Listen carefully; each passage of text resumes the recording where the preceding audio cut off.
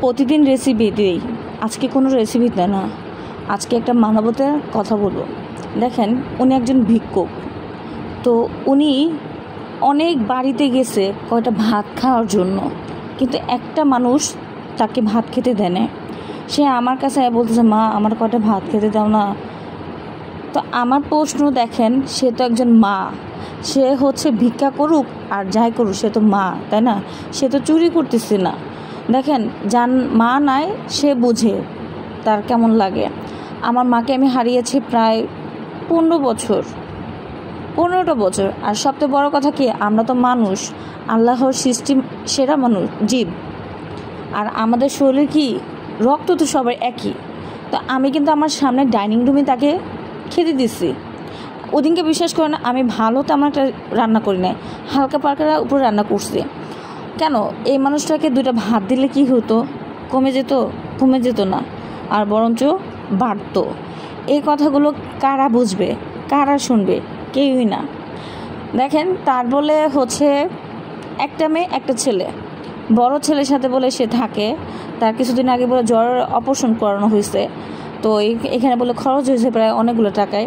তো তার বউ এর জন্য বলছে যে তোমার মারে ঘর থেকে ভাই করে ভিক্ষা করতে পারো, তোমার মারে বহা খামো না।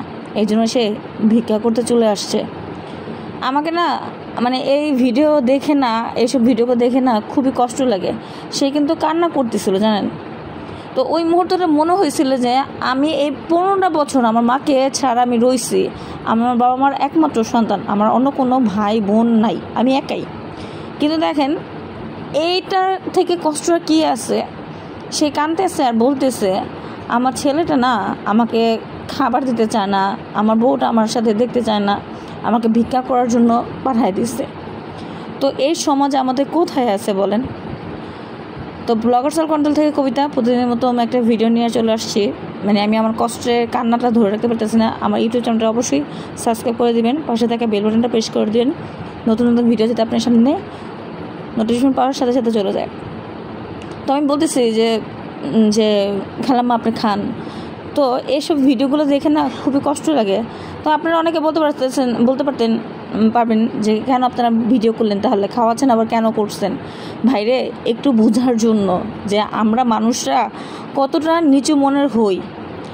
চাল 2টা ভাত সে খাবে, সে তো টাকা পয়সা তো চায় না, চাইছে দুপুরবেলা কখন একটা মানুষকে, ক্ষুধার্ত মানুষকে না বলে কখনো না বলে না। সে সেটাই বলতেছে যে আমি অনেক বাসায় নক করছি। আর মানে অনেকে মন্তব্য থাকে যে মানে ভিক্ষুকরা বলে চুরি করে, ডাকাতি করে। আরে ভাই, যার হিসেব সে দিবে। তো ভিডিওটা ভালো লাগলে অবশ্যই গঠনমূলক কমেন্ট করে যাবেন। পরবর্তী ভিডিওর জন্য অপেক্ষা